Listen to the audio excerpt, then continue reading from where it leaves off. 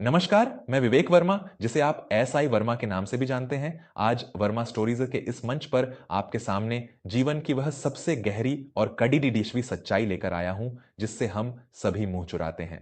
हम अपना पूरा जीवन एक भ्रम में जी लेते हैं।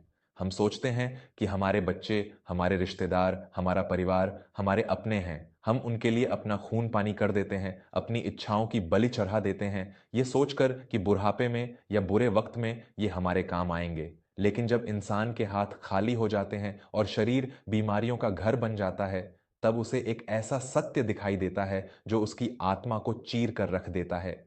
आज की कहानी आनंदपुर नगर के एक बेहद संपन्न लेकिन मोह में अंधे पिता विशंभर और उनके बेटे प्रताप की है। यह कहानी कोई साधारण दास्तान नहीं है, बल्कि भगवान गौतम बुद्ध के दर्शन का वह सबसे कठोर सत्य है जो आपको रुला भी देगा और जीवन की मोहमाया से आजाद भी कर देगा।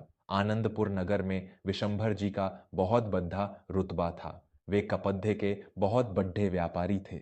उनकी पत्नी का स्वर्गवास बहुत पहले हो चुका था। विशंभर जी ने अपने इकलौते बेटे प्रताप को मां और बाप दोनों का प्यार दिया था।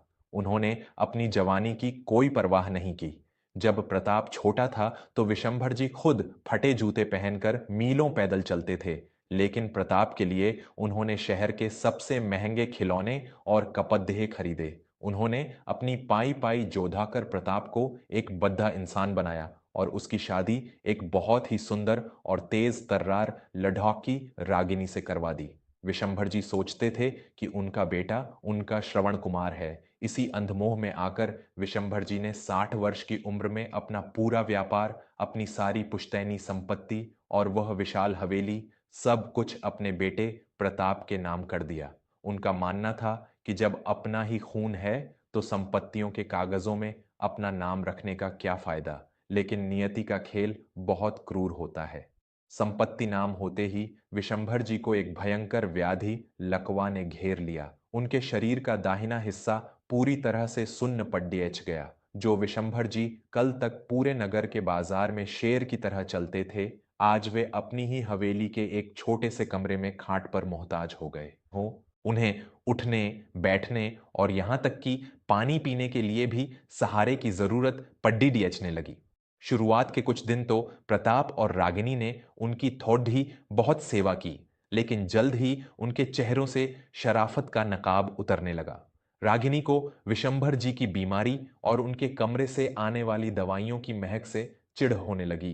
प्रताप भी अब अपने पिता के कमरे में दिन में एक बार भी झांकने नहीं आता था। विशंभर जी घंटों प्यासे पड़ डिहे रहते, लेकिन कोई उन्हें पानी का एक घूंट देने नहीं आता। दोस्तों, दुनिया में सबसे बड़ा दर्द वो नहीं होता जब कोई दुश्मन आप पर वार करे। सबसे बड़ा दर्द तब होता है जब वो इंसान आपकी तरफ पीठ कर ले जिसके लिए आपने अपनी पूरी जिंदगी दांव पर लगा दी हो। माता पिता अपने बच्चों के लिए खुद को एक मोमबत्ती की तरह जलाकर खत्म कर लेते हैं, लेकिन जब वही बच्चे बुढ़ापे में अपने माता पिता को एक बोझ समझने लगते हैं तो वह दर्द इंसान को जीते जी मार डालता है। क्या आपने भी समाज में ऐसे बुजुर्गों को देखा है जो अपने ही घर में एक अजनबी और लाचार की तरह जी रहे हैं? अगर आपको विशंभर जी की यह बेबसी और यह पेड्ढा अपने दिल के किसी कोने में महसूस हो रही है, अगर आप भी मानते हैं कि माता पिता का यह तिरस्कार समाज का सबसे बड़ा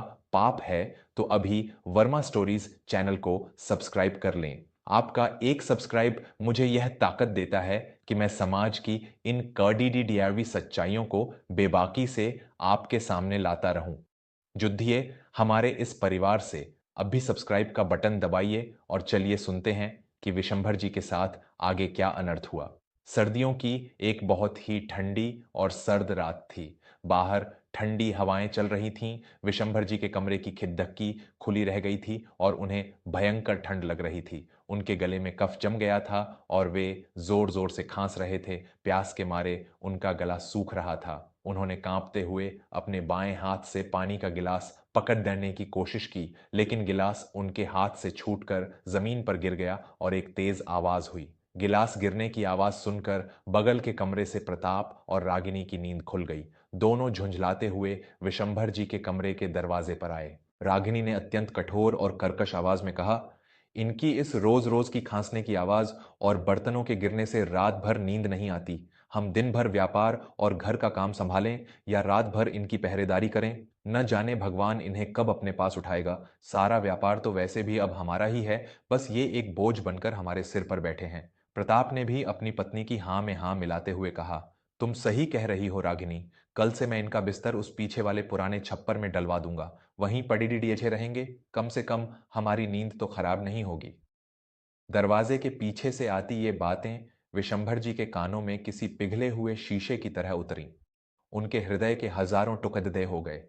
जिस बेटे को उन्होंने अपनी पीठ पर बिठाकर पूरी दुनिया दिखाई थी, जिस बेटे के लिए उन्होंने अपनी सारी दौलत लुटा दी थी, आज वही बेटा उनके मरने की कामना कर रहा था। उस सर्द रात में विशंभर जी की आंखों से इतने आंसू बहे कि उनका पूरा तकिया भीग गया।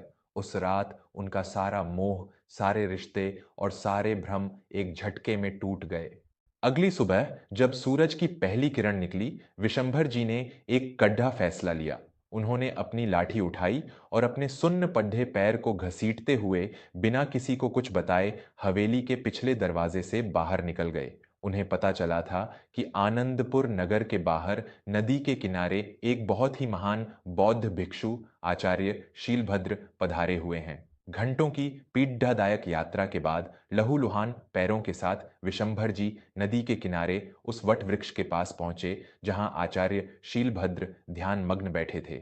विशंभर जी अपनी लाठी छोड़कर आचार्य के चरणों में गिर पड्ढे और फूट फूट कर रोने लगे। विशंभर जी ने बिलखते हुए कहा, भंते, मुझे इस जीवन से मुक्ति दे दीजिए। मैंने अपना खून पसीना एक करके जिस बेटे को पाला, जिसके लिए अपनी जवानी खपा दी और अपना सब कुछ जिसके नाम कर दिया, आज वही बेटा मुझे एक कचरे के डिब्बे की तरह घर से बाहर फेंकना चाहता है। मेरी श्वासें मेरे ही घर में एक बोझ बन गई हैं। भंते, मुझे बताइए कि इस दुनिया में मेरा अपना कोई क्यों नहीं है? अपनों ने ही मेरे साथ ऐसा छल क्यों किया? आचार्य शीलभद्र ने अपनी करुणा से भरी आंखें खोलीं। उन्होंने विशंभर जी को अपने हाथों से उठाया और उनके माथे पर हाथ फेरा। आचार्य शीलभद्र ने अत्यंत शांत, धीर और ज्ञानवर्धक स्वर में कहा, विशंभर, तुम्हारा दुख तुम्हारे बेटे के व्यवहार से उत्पन्न नहीं हो रहा है, बल्कि तुम्हारा दुख तुम्हारे उस मोह से उत्पन्न हो रहा है जिसे तुमने प्रेम का नाम दे रखा है। इस संसार का सबसे कड़िया हुआ सत्य यह है कि यहाँ वास्तव में कोई किसी का अपना नहीं होता। तुम रो रहे हो क्योंकि तुमने एक भ्रम पाल लिया था कि तुम्हारा बेटा तुम्हारी संपत्ति है, वह तुम्हारे बुढ़ापे की लाठी है। लेकिन भगवान बुद्ध कहते हैं कि यह संसार केवल एक सराय है और हम सब यहाँ कुछ समय के लिए रुके हुए मुसाफिर हैं। दोस्तों, क्या हमने भी अपने जीवन में ऐसे ही भ्रम नहीं पाल रखे हैं? हम अपने बच्चों, अपने जीवन साथी और अपने रिश्तेदारों पर अपना पूरा अधिकार समझने लगते हैं। हम भूल जाते हैं कि हर इंसान का अपना एक अलग कर्म है और एक अलग यात्रा है। जब हमारी उम्मीदें टूटती हैं तो हमें लगता है कि हमें धोखा मिला है, लेकिन असल में टूटता केवल हमारा भ्रम है।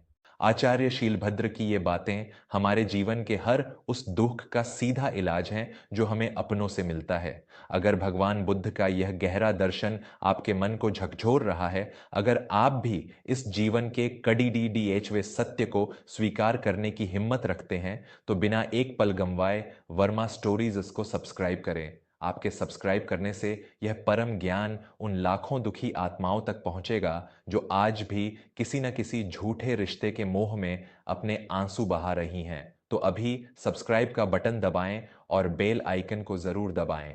चलिए सुनते हैं कि आचार्य ने आगे वह कौन सा परम रहस्य बताया जिसने विशंभर जी का जीवन बदल दिया।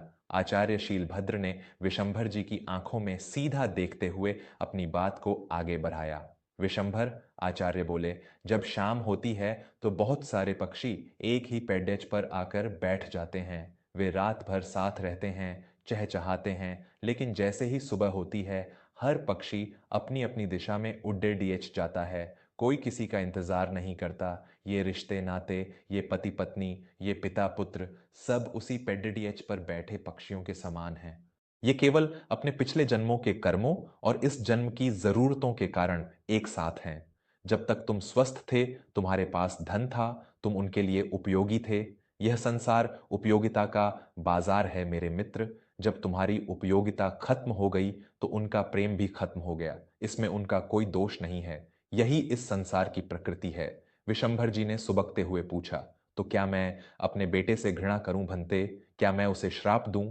आचार्य मुस्कुराए और बोले, नहीं विशंभर, घृणा करना भी एक तरह का जुड्ढाव है। घृणा भी तुम्हें उसी मोहपाश में बांधे रखेगी। तुम्हें घृणा नहीं करनी है, तुम्हें केवल मुक्त होना है। भगवान बुद्ध ने कहा है, अप दीपो भव, अर्थात अपना दीपक स्वयं बनो। तुम्हारे जीवन की सबसे बद्धी भूल यह थी कि तुमने अपनी खुशियों की चाबी अपने बेटे की जेब में रख दी थी। जो इंसान अपनी खुशी के लिए दूसरों पर निर्भर है, वह हमेशा रोएगा। आज से यह मान लो कि तुम इस दुनिया में अकेले आए थे और अकेले ही जाओगे। तुम्हारा शरीर भी तुम्हारा अपना नहीं है, वह भी तुम्हें धोखा दे रहा है। फिर तुम दूसरों से क्या उम्मीद करते हो? घर वापस जाओ, लेकिन इस बार एक पिता बनकर नहीं, बल्कि एक दर्शक बनकर। जो जैसा कर रहा है उसे करने दो। अपने भीतर की शांति को बाहर के शोर से मत जुद्धाने दो। आचार्य शीलभद्र के उन अमूल्य वचनों ने विशंभर जी के हृदय में चल रहे उस भयंकर तूफान को एक पल में शांत कर दिया। उनके दिमाग पर पड़िढ़ा हुआ मोह का वह भारी पर्दा हमेशा के लिए फट गया।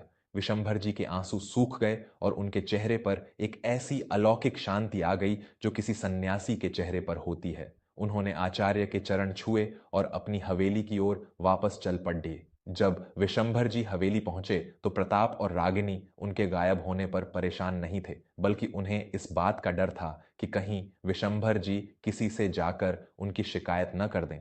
रात के समय रागिनी ने जानबूझकर विशंभर जी को कल की बची हुई ठंडी और रूखी रोटियां खाने को दीं। वह देखना चाहती थी कि विशंभर जी गुस्सा करेंगे या ताने मारेंगे, लेकिन विशंभर जी ने कोई प्रतिक्रिया नहीं दी। उन्होंने अत्यंत शांति से भगवान का नाम लिया और उन ठंडी रोटियों को ऐसे खाया जैसे वह कोई छप्पन भोग हो। उनके चेहरे पर कोई शिकायत नहीं थी। अगले कुछ दिनों तक प्रताप और रागिनी ने उन्हें नजरअंदाज किया, उन्हें ताने मारे, उनका बिस्तर एक छोटे से सीलन भरे कमरे में डाल दिया। लेकिन विशंभर जी के मुख से न कोई उफ निकली और न ही उन्होंने किसी से कुछ मांगा। वे अपना पूरा दिन आंखें बंद करके ध्यान में बिताने लगे। उनका वह शांत और तेजस्वी चेहरा, जिस पर अब कोई दुख नहीं था, प्रताप और रागिनी को अंदर ही अंदर डराने लगा। एक दिन प्रताप से रहा नहीं गया। वह विशंभर जी के कमरे में आया। उसे अपने पिता के चेहरे पर एक ऐसी चमक दिखी जो उसने पहले कभी नहीं देखी थी। प्रताप ने घबराते हुए पूछा, पिताजी, आप कुछ बोलते क्यों नहीं हैं? क्या आप हमसे नाराज हैं? हमने आपसे सब कुछ ले लिया, फिर भी आप इतने शांत कैसे हैं? विशंभर जी ने अपनी आंखें खोलीं। उनकी आंखों में अब कोई वात्सल्य या क्रोध नहीं था, केवल एक निर्मल करुणा थी। विशंभर जी ने बहुत ही मधुर स्वर में कहा, बेटा, तुम अपने स्थान पर सही हो और मैं अपने। मेरा तुमसे कोई बैर नहीं है। तुमने मुझसे वह लिया है जो वैसे भी मेरा नहीं था। यह धन, यह हवेली, सब मिट्टी है। मैं इतने वर्षों तक एक भ्रम में जी रहा था कि तुम मेरे हो, लेकिन अब मैंने जान लिया है कि इस जीवन की यात्रा में मैं बिल्कुल अकेला हूं और यही परम सत्य है। मैं अब तुम्हारी दी हुई किसी भी चीज से न दुखी होता हूं न खुश। मैंने अपना दीपक स्वयं जला लिया है। तुम खुश रहो। प्रताप के पैरों तले जमीन खिसक गई। उसे समझ आ गया कि उसने अपने पिता की संपत्ति तो छीन ली, लेकिन उसने अपने पिता की वह आत्मा खो दी है जो कल तक उसके लिए धड़ ढकती थी। वह रोते हुए अपने पिता के पैरों में गिर पद्धा, लेकिन विशंभर जी अब मोह के उन सारे बंधनों से बहुत ऊपर उठ चुके थे। उन्होंने अपने जीवन के अंतिम दिन उसी शांति और ध्यान में बिताए, एक ऐसे मुसाफिर की तरह जिसे सराय के अच्छे या बुरे व्यवहार से कोई फर्क नहीं पड़ डचता। निष्कर्ष, दोस्तों, गौतम बुद्ध की यह शिक्षा हमारे जीवन का सबसे बद्धा सुरक्षा कवच है। कोई अपना नहीं होता। यह बात सुनने में बहुत निराशाजनक और कड्ढवी लगती है, लेकिन असल में यह दुनिया की सबसे बड़ी आज़ादी है। जब आप यह स्वीकार कर लेते हैं कि कोई भी रिश्ता स्थायी नहीं है, तो आप लोगों से बेवजह की उम्मीदें लगाना छोड़ देते हैं।